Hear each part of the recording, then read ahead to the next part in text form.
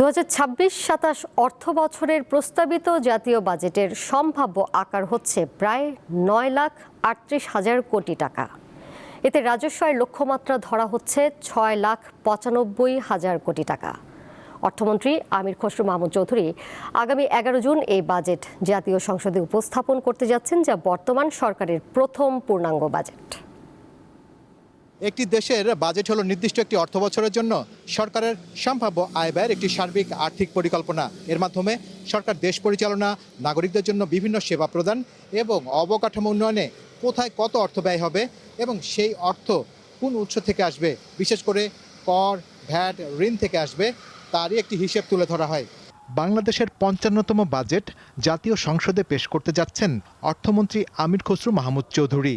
এই বাজেটে রাজস্ব আয়ের সম্ভাব্য লক্ষ্যমাত্রা ৬,৯৫,০০০ কোটি টাকা। বিশাল রাজস্ব আয়ের লক্ষ্যমাত্রা অর্জনে মূলত তিনটি প্রধান উৎসের উপর জোর দিচ্ছে এনবিআর। এর মধ্যে কর ৬,০৪,০০০ কোটি টাকা। এই অর্থ আসবে মূলত প্রত্যক্ষ কর ও ভ্যাটের আওতা বৃদ্ধির মাধ্যমে। আর এনবিআর বহির্ভূত কর ২৫,০০০ কোটি টাকা। এছাড়া কর বহির্ভূত রাজস্ব ৬৬,০০০ কোটি টাকা। তার মানে রাজস্ব ব্যবস্থাপনায় একটা বড় রকমের পরিবর্তন ঘটাতে হবে। সেখানে দুটো পদ্ধতিতেই করা যায়। একটা পদ্ধতি হচ্ছে যে অর্থনীতি যদি সম্প্রসারিত হয়, এখন তো অর্থনীতি সংকুচিত হয়েছে, সম্প্রসারিত হয় তাহলে কর্মসংস্থান তৈরি হবে, প্রত্যক্ষ কর বাড়বে, একই সাথে ভোগ বাড়বে, সাথে সাথে মূল্য সংযোজন কর বাড়বে এবং অর্থনীতি গতিশীল হওয়ার সাথে সাথে শুল্ক ক্ষেত্রেও আয় বেড়ে আসবে। এটা হচ্ছে এক।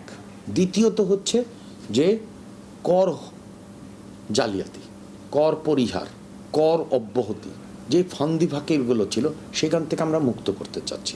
কিভাবে মুক্ত করব? প্রথমে হচ্ছে যে এটাকে আমরা ডিজিটাল ব্যবস্থায় নিয়ে যাচ্ছি। মন্ত্রণালয়গুলোর মধ্যে বরাদ্দের শীর্ষে থাকছে শিক্ষা ও স্বাস্থ্য খাত। গুরুত্ব পাবে বহুমাত্রিক যোগাযোগ ব্যবস্থা। বড় পরিবর্তন আসবে জ্বালানি খাতেও।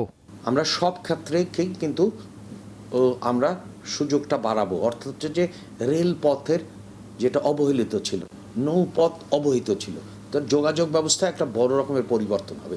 জ্বালানিতে বিরাট একটা পরিবর্তন ঘটবে।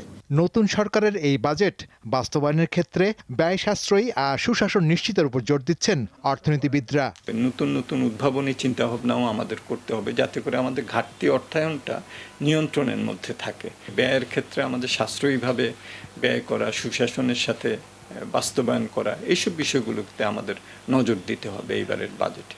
মোট আয় ও ব্যয়ের হিসাব অনুযায়ী আগামী অর্থ বছরে আনুমানিক ২,৪৩,০০০ কোটি টাকার ঘাটতি থাকতে পারে। এই ঘাটতি পূরণে অভ্যন্তরীণ ব্যাংক ব্যবস্থা এবং বৈদেশিক উৎস থেকে ঋণ নেওয়ার পরিকল্পনা রয়েছে সরকারের। শাহরিয়ার ইমন, দীপ্ত সংবাদ, ঢাকা।